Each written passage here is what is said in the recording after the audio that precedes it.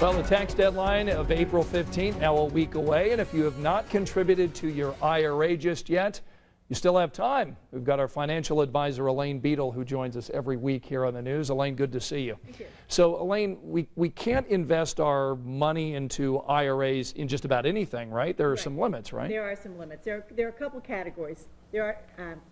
There are purchases that would be totally prohibited by the IRS that you can't use in your IRA, as well as there are some things that are just inappropriate to invest into your IRA.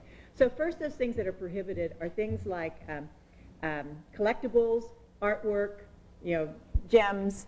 You can't start your wine collection with it, so those kinds of things. Life insurance, you cannot purchase life insurance through your IRA, whole life or term.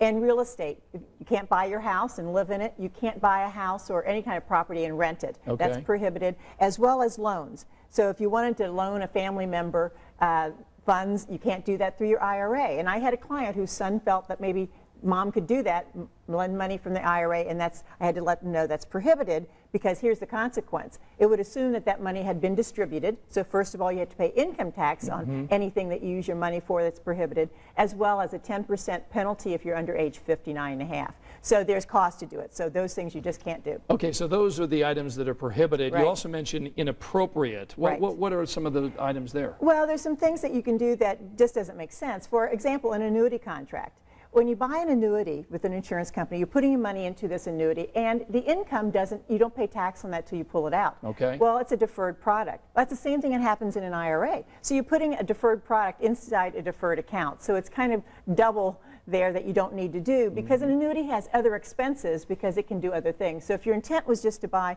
mutual funds, doing it through an annuity that's inside your IRA doesn't make sense. You should just buy those directly. What would be some of the examples of the appropriate investments? Well, some things there would just be mutual funds that own stocks or taxable bonds, not tax exempt, because again, you don't get the benefit of a tax exempt bond, as well as CDs or cash can be held in there. And you still have time to make contributions for 2014? Yes, you do. Okay. Up until next week, April 15th, you can, if you don't already have an IRA, you can open the IRA and then contribute money into those. And the amount is $6,500 if you're 50 and above.